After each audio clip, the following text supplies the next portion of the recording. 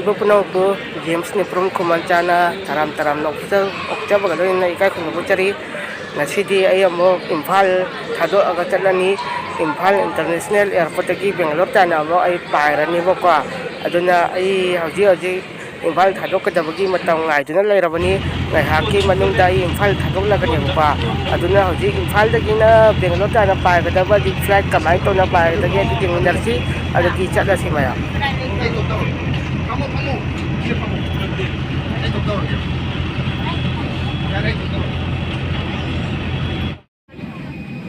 Hojik Imphal dagi pai tu si Imphal dagi na Bangalore pa direct pai ka tuni buka the flight chin da bida direct pai da Agartala da mini pungkai am ki chang Agartala da le kani Agartala da pungkai am le pasiga paraga punna pung manga am ki chang ge dum chang ani buka